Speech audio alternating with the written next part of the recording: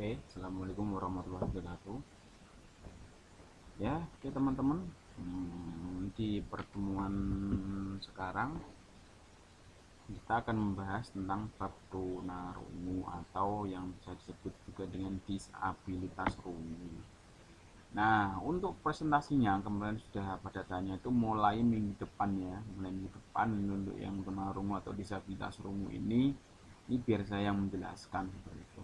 Teknisnya nanti kalian presentasi, ada makalahnya dikumpulkan di Google Scholar beserta link videonya ya. Nanti makalah plus link video nanti kumpulkan di Google Scholar. Nah, kita nanti kalau ada pertanyaan-pertanyaan kita bahas di situ, sekalian presensi di situ juga itu ya. Oke. Ya, kalau kurang jelas nanti silahkan ditanyakan lagi ke saya ya. Kita langsung aja ke materi. Nah, tunarungu kalian pasti sudah pernah ketemu sama tunarungu ya, tunarungu atau disabilitas rungu kan pasti sudah ketemu, atau mungkin ada yang belum ketemu. Kalau belum ketemu kalian harusnya main ke SLB, tapi nanti ya di akhir pertemuan ya kita main di SLB. Kalian, bukan saya, bukan kita maksudnya. Kalau saya sudah sering di SLB. Nah, apa sih itu tunarungu? Tunarungu adalah mereka yang mengalami kehilangan atau kemampuan pendengaran secara signifikan sehingga mengakibatkan gangguan atau hambatan dalam komunikasi dan bahasa. Sehingga walau telah menggunakan alat bantu dengar, mereka tetap memerlukan pelayanan pendidikan khusus. Maksudnya, yang mengalami kehilangan kemampuan pendengaran secara signifikan, baik itu sementara atau selamanya, yang mengakibatkan gangguan komunikasi dan mereka memerlukan pelayanan pendidikan khusus. Nah, itu adalah tunarungu. Kita lihat klasifikasinya. Nah, klasifikasinya ini ada dua, yaitu kurang dengar dan tuli.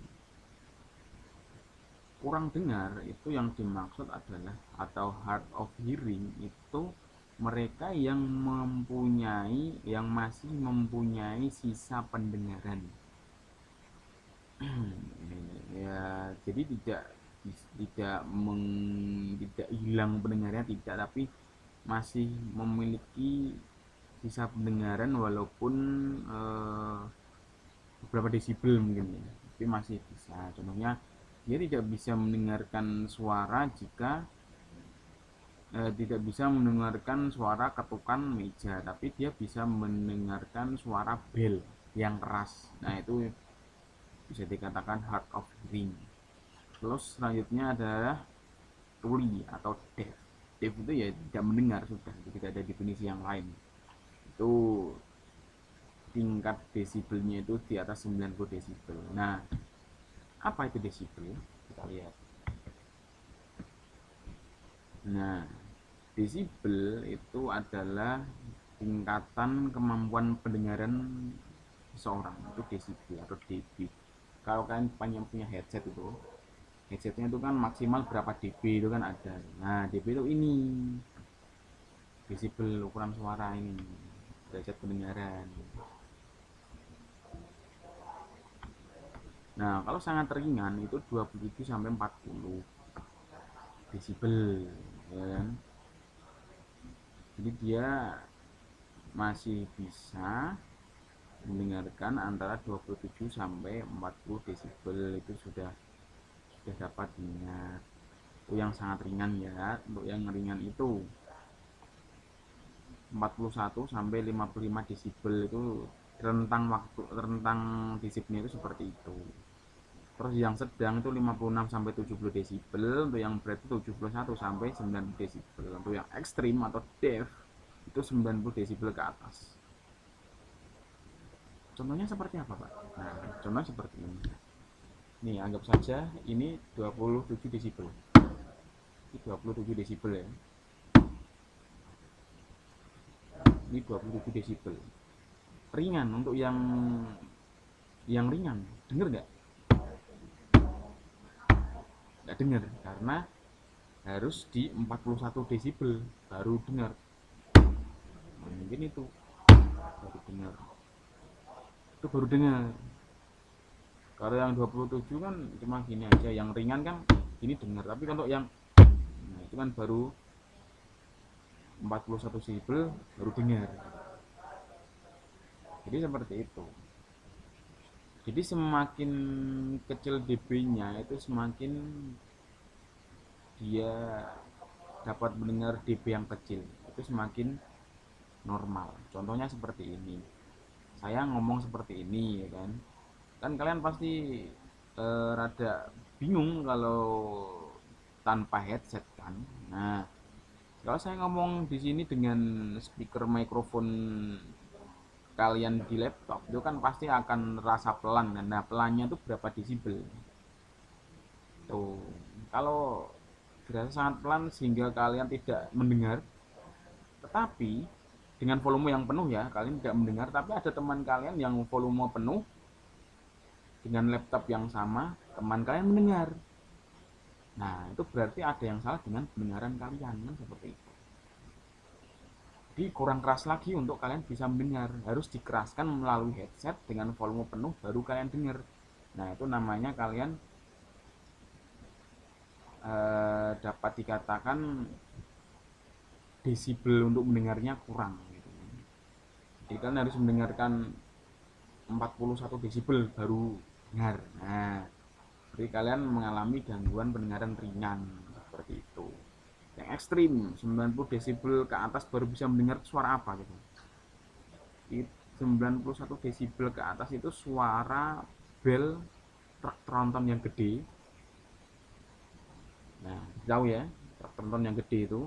Terus kalian dengarkan bel itu di depan itunya, di depan klaksonnya yang gede banget itu. Nah, di situ kalian diam di situ baru dibel pelan, baru kalian dengar.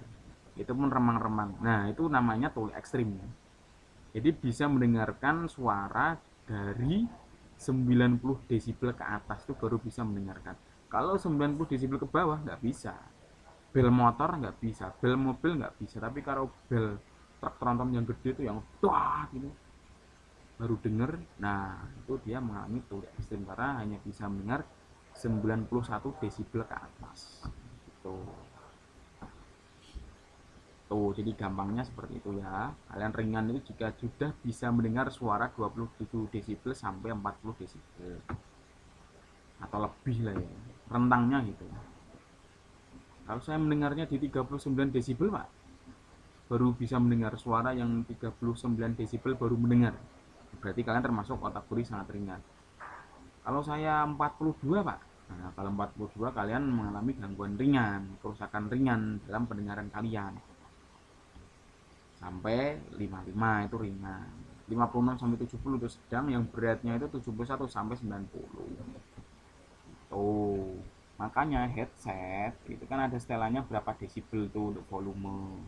Kalau kalian pakai handphone itu kan suara berapa desibel ke atas, hati-hati dapat merusak indera pendengaran. Nah, itu saking kerasnya karena toleransi telinga itu yang normal itu berapa desibel ya, lupa saya. Nah, itu dapat merusak pendengaran kalian jika volume maksimal gitu.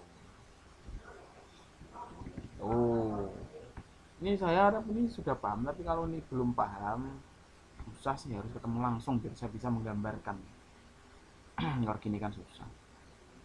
Anggap saja suara kalian coba di mendengarkan yang kecil-kecil. Nah, suara semut itu berapa desibel itu? Nah, suara semut mungkin ada 1 desibel atau 2 desibel, jadi kalian kan tidak dengar. Kalau kalian dengarnya kan minimal 15 desibel sampai 20 itu normal ya, kalau yang tidak mengalami gangguan. Makanya kalian suara semut tidak bisa mendengarkan karena termasuk suara ultrasonik, jadi cuma 1 desibel atau 0, berapa desibel saja.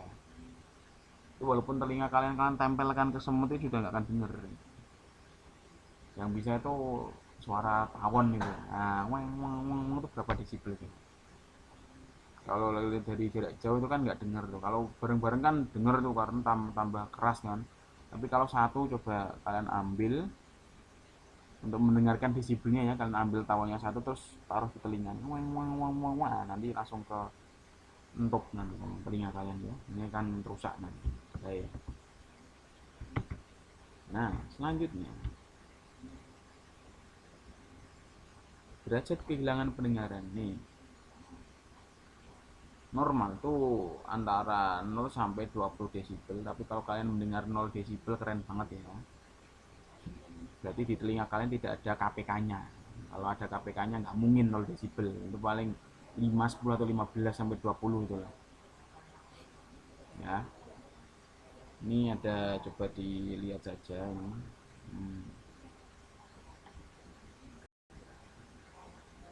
Oke, kita langsung ke ini.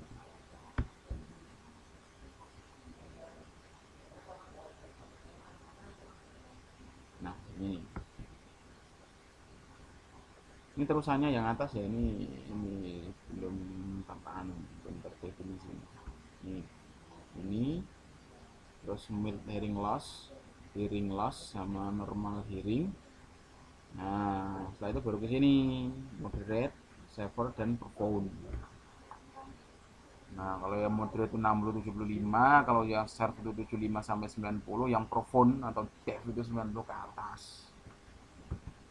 Nah, ini tingkat kekerasan bunyi. Nah, ini tingkat kekerasan suara atau loudness dinyatakan dengan ukuran desibel dan juga pitch. Semakin keras suara, semakin besar nilai desibelnya. Nah, orang dengan normal itu dapat mendeteksi suara yang redup itu di 0 desibel. 0 desibel itu suara apa ya? Itu untuk telinga normal ya, telinga yang tidak ada KPK-nya itu. Mungkin telinga saya nggak tahu juga. Apa telinga kalian mungkin yang nggak ada KPK-nya itu bisa, tidak ada hambatannya ya, itu bisa meninggalkan 0 desibel. Coba. Terus suara bisikan itu antara 10 sampai 10 suara bisikan itu 10 desibel. Untuk percakapan biasa itu 50 desibel. Nah, untuk suara yang keras yang dapat menimbulkan sakit di koklea itu 125 desibel. Itu dapat merusak suara ya, itu 125 desibel. Oh. Makanya desibel-desibel aja ini ya. Prevalensi 34 juta penduduk Amerika mengalami kehilangan pendengaran. Banyak dari mereka yang lebih ya. Kalian baca aja ini. Tunarungu dengan gangguan tambahan. Nih, dibaca. Ya, lanjutkan. Nah, masalah yang diakibatkan karena ketulian atau ketunarungan. Gini, tuli itu sama seperti netra kemarin ya. Jadi orang tunarungu itu lebih suka atau lebih enak dipanggil dengan tuli. Karena apa? Karena balik ke kemarin, impairment, hearing impairment itu kan istilah kesehatan.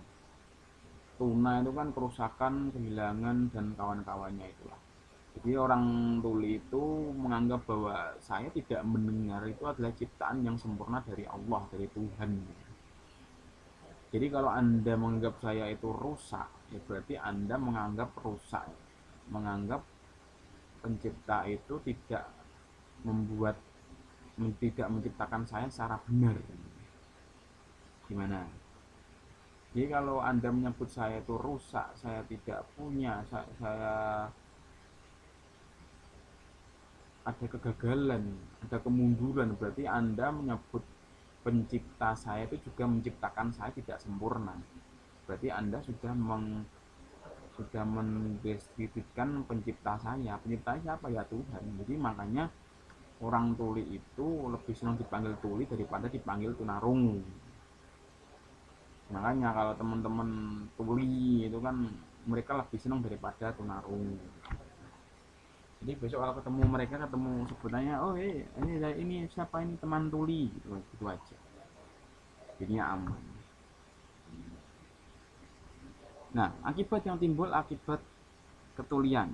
Yang pertama, persepsi auditif pasti. Orang tuli itu akan susah ya untuk persepsi auditif karena dia tidak mendengarkan suara, jadi untuk menangkap persepsi kata-kata itu kan susah sekali, dia menangkap kata kan susah. Suara ngomong biasa aja 50 desibel ya, 50 desibel, bisikan itu 10 desibel. Kalau dia itu tuli 91 ke atas atau yang hard of hearing, ya masa kalian harus teriak-teriak sambil ngomong, kan nggak mungkin gitu. Nanti kalian bilang apa, kan cuma kedengeran mulutnya aja. Dia menangkapnya itu apa sih, itu apem atau ada atau apa. Ini kan jadinya kan banyak persepsi, karena dia tidak mendengar, cuma bisa bicara gerak bibir, lalu persepsinya bisa berbeda. Makanya itu grand desainnya tuli itu ya bahasa alamiah itu bahasa isyarat. Karena apa? Karena untuk bahasa oral atau komtal itu memang memang memang bukan bahasa mereka, bukan bahasa yang mereka mereka gunakan sehari-hari. Mereka menggunakan bahasa isyarat. Kalau Anda memaksa mereka untuk berkomunikasi dengan menggunakan bahasa oral, ya bahasa membaca gerak bibir, itu sama saja kalian memaksa orang tuli itu ngomong. Orang tuli itu orang Jawa tapi disuruh ngomong, orang tuli itu adalah orang Sumatera atau Aceh, tapi dipaksa disuruh untuk ngomong Jawa, jadi kan ya susah kan, susah sekali. Jadi disitulah, seperti itulah mereka. Makanya untuk komunikasi yang mereka yang bagusnya itu yang menggunakan isyarat, bukan komunikasi yang lain. Untuk transfer of knowledge ini juga lebih, ada penelitian untuk transfer of knowledge ini juga lebih lebih bagus yang pakai isyarat, karena ya memang seperti itu bahasa alaminya ya bahasa isyarat itu, seperti itu. Terus bahasa dan komunikasi, ya mereka komunikasi menggunakan isyarat dan menggunakan bahasa tulisan. Ini sebenarnya untuk bahasa dan komunikasi tuli di Indonesia itu sebenarnya ada banyak sekali perbedaan pendapat ya. Ada yang mereka mengatakan bagusnya itu menggunakan bahasa oral, bahasa gerak bibir itu loh, baca gerak bibir. Ada yang bilangnya itu menggunakan bahasa komtal ya kan, jadi komtal itu bahasa yang menggunakan segala yang ada di hadapan untuk digunakan untuk berkomunikasi. Di meja yang nunjuk meja ini meja diangkat ke sana, seperti itu kan, ada mejanya terus dibawa ke sana, seperti itu. Jadi itu komtal, jadi menggunakan apapun, jadi menggunakan tulisan itu juga termasuk komtal. Terus ada yang dengan isyarat. Jadi di Indonesia itu lebih lebih tertuju pada ke komtal sama oral ya, tapi isyarat itu dikesampingkan untuk pendidikan di SLB. Nah itu di Indonesia ya, karena apa, di Indonesia itu masih menggunakan teori lama, masih menggunakan sepakatan dari World Deaf, ya pokoknya Persatuan Deaf Internasional lah, itu kan pada tahun 60-an itu kan diketok, ada konferensi yang menyatakan bahwa pendidikan untuk anak tuli itu menggunakan bahasa oral. Tapi menginjak tahun ke 2000-an, 2015 2016 itu ada konferensi lagi di Kanada. Itu mengetok bahwa mohon maaf karena kita dulu itu kita salah, ada permohonan maaf untuk kaum tuli sedunia ya, karena dulu kita itu ada kesalahan, karena yang dulu ikut konferensi itu kebanyakan normal, sehingga kan kebijakannya menggunakan bahasa bahasa oral. Tetapi untuk yang terbaru itu diputuskan bahwa untuk pendidikan anak tuli itu menggunakan bahasa isyarat, untuk transfer of knowledge-nya bahasa isyarat tuh, itu sudah diputuskan. Tapi sekarang karena guru-guru itu masih menggunakan teori-teori yang lama, jadi masih menggunakan bahasa oral atau komtal. Itu bisa dibuktikan jika kalian di SLB. Nah, itu kemarin kan kalian sudah dijelaskan oleh si itu ya, si pada saat punya umum itu loh, Surya ya, Surya saya tapi ya, itu sudah dijelaskan ke kalian. Mungkin kalian masih punya bahan-bahannya ya, saya harap kalian punya. Terus itu sudah dijelaskan oleh Surya, silahkan nanti videonya dapat diputar lagi. Terus kognitif dan intelektual, nah, sebenarnya kognitif dan intelektual itu ada timbul faktor itu ya karena bahasa dan komunikasi, karena dia miskin bahasa, karena tidak bisa mendengarkan suara, dan guru juga enggan menggunakan bahasa isyarat, jadi kan dia susah untuk mengakses kognisi dan intelektual. Karena apa? Untuk mengakses kognitif dan intelektual, untuk mengembangkan kognitif dan intelektual seseorang itu harus menggunakan alat. Alatnya apa? Alatnya itu bahasa.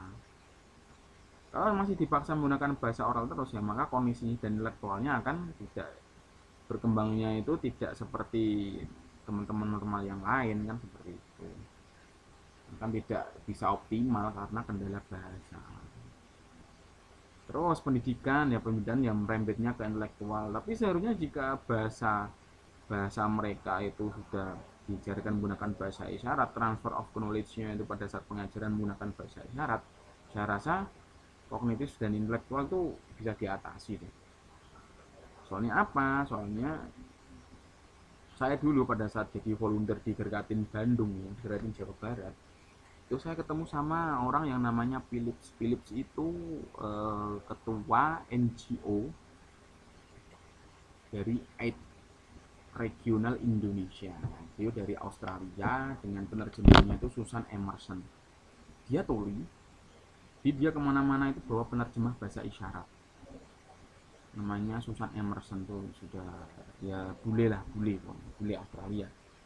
Nah dulu saya pada saat satu forum gitu sama beliau, saya tanya, Philips itu di ya bahasa Inggris ya, disyaratkan sama itu di Australia kok Anda bisa memegang suatu NGO, regional NGO di Indonesia gitu, kok bisa, itu pendidikan Anda itu seperti apa?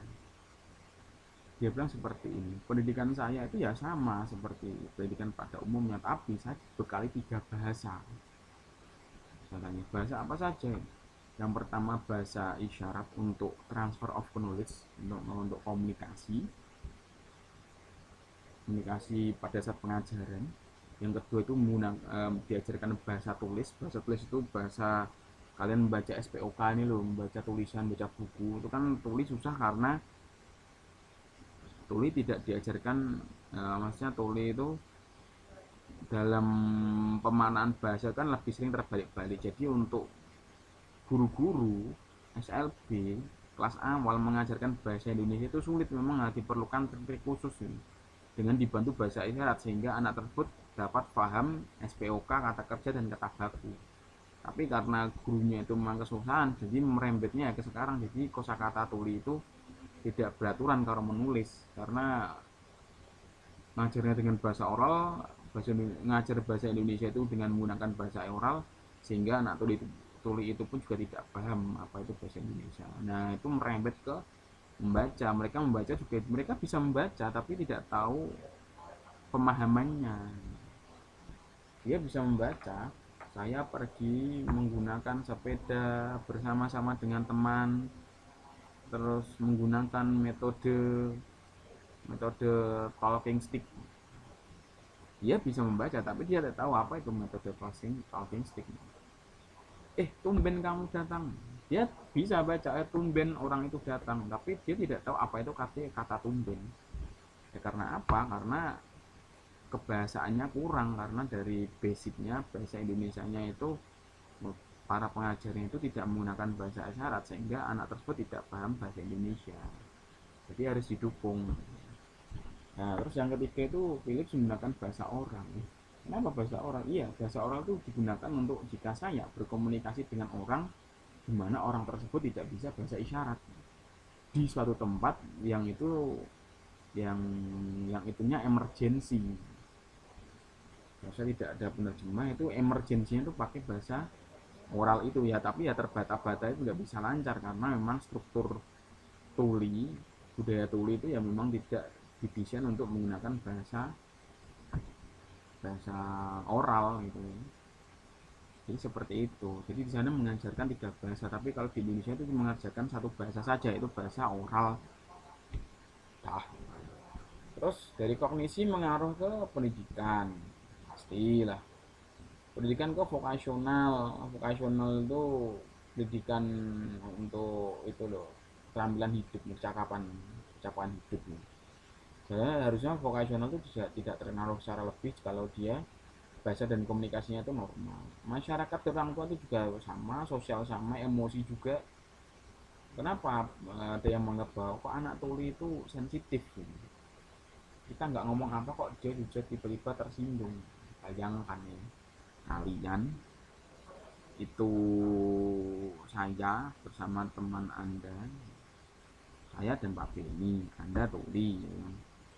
Saya ngomong ke Pak Beni, Anda kan tidak menggunakan bahasa isyarat, saya ngomong sama Pak Beni, ngobrol dan ketawa-tawa, lalu melihat Anda tuli tidak mendengar apa-apa, pasti Anda kan akan curiga, atau jangan-jangan tuh ngomongin saya, kan seperti itu. Jadi kecurigaan-curigaan yang menimbulkan sebuah emosi ya karena itu, karena dia tidak mendengar itu. Coba kalian menggunakan bahasa isyarat, dia mendengarkan, dia tahu Anda menggunakan isyarat, dia tahu, ya sudah, ini itu bisa, dia tidak akan tersinggung, tidak akan emosi secara berlebihan seperti itu ya.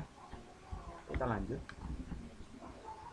Ciri yang menandakan gangguan pendengaran. Hmm.